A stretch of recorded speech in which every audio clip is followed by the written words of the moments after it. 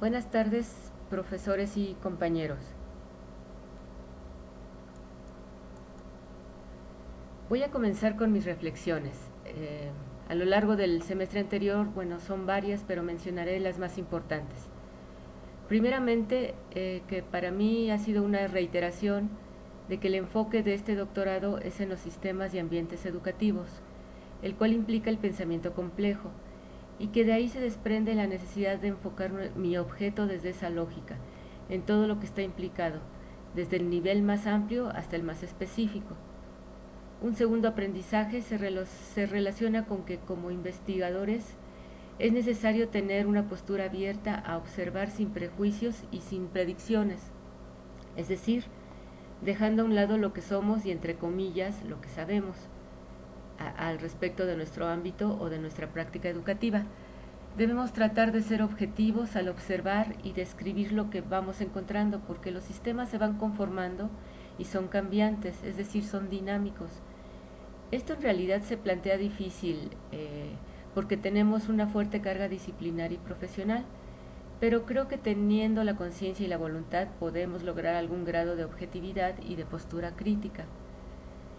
Y un tercer aprendizaje ha sido la importancia de la precisión de los términos que usamos para tratar nuestros campos de estudio. Para comenzar, el preguntarnos por la historia de un término y rastrear su evolución, lo cual nos ayuda a comprender cómo llegó hasta nuestro campo y qué está implicado en su uso actual, y si hay precisión en las formas en que lo estamos utilizando, en los contextos en que lo hacemos. Ese proceso de cuestionar los significados también nos ayuda a ser capaces de argumentar nuestras ideas y afirmaciones. En términos generales, la problematización de mi objeto de estudio se ubica en el campo de los centros de autoacceso de lenguas, o mediatecas universitarias, que son espacios que fomentan la autonomía del aprendizaje. En el contexto amplio, he investigado los orígenes de los centros de autoacceso en el mundo y su base conceptual relacionada con la autonomía, con lo que me fue posible obtener una descripción del área. Por casi 45 años, los centros de autoacceso han sido un movimiento con presencia en varias regiones del mundo como Europa, Asia y Norteamérica. Se ha desarrollado una cantidad importante de investigación teórica e empírica y literatura también, aunque de manera diferenciada en las distintas regiones. Encontré que en la investigación empírica a nivel amplio hay una carencia de enfoques relacionados con la visión de la complejidad. En el plano nacional, investigué sobre la situación actual de los centros de autoacceso, que fueron establecidos desde principios de los años 90. Actualmente existen alrededor de 150 y todos operan de formas diferentes.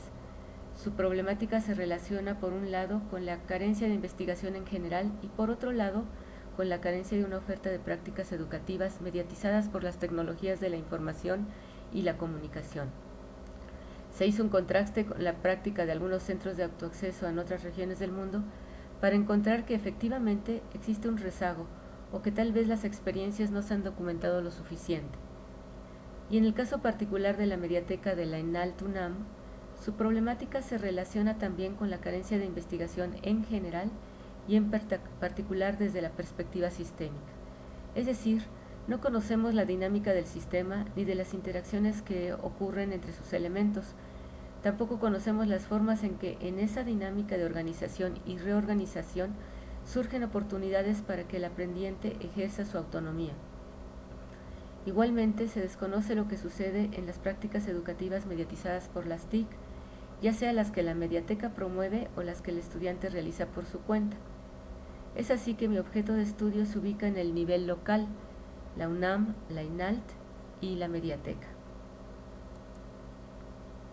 Antes de abordar de lleno el objeto de estudio, quisiera tratar de manera sintética dos conceptos implicados en mi campo de estudio. Por un lado, el concepto de autonomía del aprendiente. La autonomía es la forma en que el sujeto se aproxima a su proceso de aprendizaje y se manifiesta de diferentes formas y grados, de acuerdo con las características únicas de cada persona, en cada situación y en momentos específicos. Es decir, no es estable, tiene una naturaleza compleja.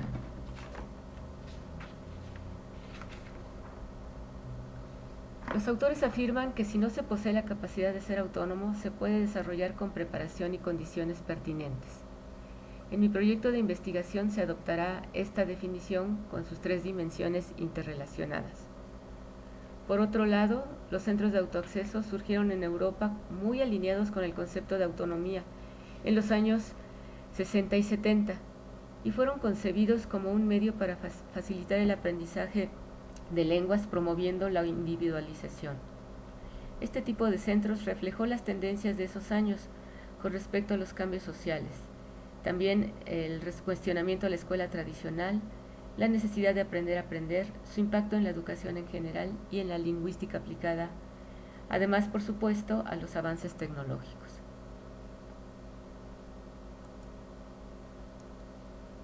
Ahora voy a particularizar en el entorno micro donde se ubica mi objeto de estudio. La mediateca es una forma de aprendizaje alternativa a los cursos escolarizados que impulsa la autonomía del aprendiente al tiempo que aprende una lengua. Los estudiantes la utilizan para complementar un curso, pero también para cubrir objetivos instrumentales o como una única forma de aprender. La mediateca no evalúa ni certifica conocimientos, no ofrece programas establecidos y no tiene estudiantes cautivos. Cada individuo elabora su plan de estudio personal y le da seguimiento con la ayuda de un asesor. En el proceso de delimitar mi objeto de estudio, me fue posible visualizar a la mediateca como un ecosistema de aprendizaje. Como se observa en esta imagen, la mediateca está conformada por elementos físicos, digitales y virtuales. El conjunto de ideas, principios y valores que fundamentan su enfoque pedagógico didáctico, una estructura de operación y diversas actividades. Y por tanto, en esta investigación me he propuesto observar y analizar las interacciones que ocurren en el ecosistema, con la conciencia de que el estudiante asiste con circunstancias personales específicas, como se ve en la gráfica, y que también se mueve en otros ambientes a donde lleva y de donde trae experiencias mediatizadas de aprendizaje y de práctica de lenguas.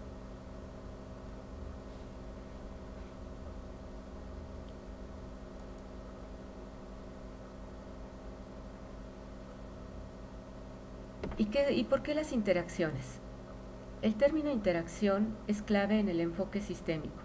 Se le conoce como los eventos recíprocos, es decir, bidireccionales, que requieren al menos de 2 elementos y 2 acciones, y ocurren cuando estos objetos y eventos se influyen mutuamente. Y al tener esa naturaleza dinámica, las interacciones van conformando nuevas estructuras en el sistema. Hay otros 2 términos vinculados con los sistemas dinámicos complejos y con las interacciones.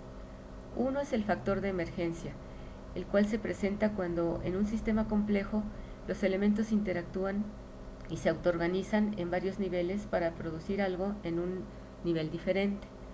Esto responde al carácter no lineal de los sistemas complejos que no permite predecir la dirección que va a tomar el sistema o en qué se va a convertir, pues es permanentemente cambiante. Y el otro término es el de affordances, o posibilidades de acción, como se ha traducido al español. Se refiere al uso que puede tener una cosa, es decir, el propósito que la gente percibe a partir de la manera en que la ve o la experimenta. Es la cualidad o el carácter sugerente de un objeto o ambiente también que le permite al individuo interactuar con éste a partir de sus experiencias, de sus expectativas o de sus conocimientos. Es importante señalar que las affordances no se encuentran presentes o disponibles en el entorno, sino que emergen conforme los individuos interactúan. Es por ello que en las interacciones de los estudiantes de la mediateca con los elementos del ecosistema y con otros externos, es posible que emerjan affordances para el aprendizaje autónomo de lenguas. Y nos interesa conocer la forma en que los estudiantes las perciben, las entienden y las aprovechan. Este es el objetivo principal de mi proyecto.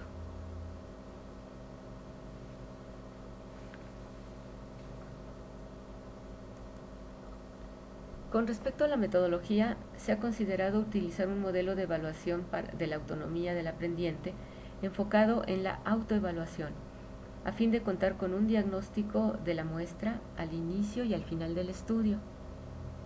Y como se pretende observar y analizar interacciones en un ambiente educativo, se han considerado dos metodologías de base psicológica.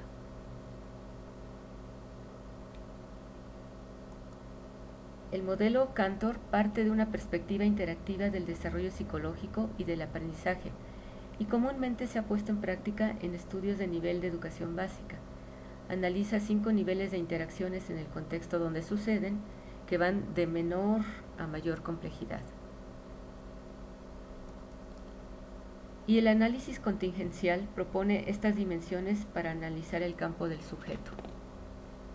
El microcontingencial es el conjunto de relaciones que se establecen entre un individuo y otras personas, delimitadas situacionalmente. En el caso de mi investigación es la mediateca.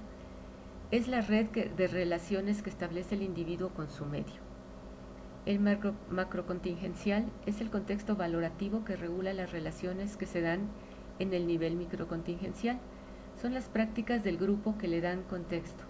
Es lo concreto y singular de la mediateca, lo que le hace al individuo comportarse de una forma aquí y ahora. Los factores disposicionales son aquellos que condicionan una interacción particular, haciéndola más probable o interfiriendo con ella. Es la historia de cada individuo, su carga de información, sus capacidades, sus tendencias y gustos, todo lo cual representa su conjunto de disposiciones para conformarse de cierta forma al relacionarse con alguien. Y finalmente, las personas significativas se refiere a la mediación que representan otras personas en su interacción con el estudiante. Estas son las características que hemos definido para el estudio. Será descriptivo, mixto, se llevará a cabo durante 6 meses con una muestra específica. Utilizaremos entrevistas semiestructuradas y formatos de registro de observación, y posteriormente será el análisis e interpretación de los datos. Y con respecto a las necesidades que yo considero me podrían ayudar para desarrollar mi proyecto, pues me gustaría conocer más trabajos que describan los abordajes metodológicos desde la perspectiva sistémica. Muchas gracias por su atención.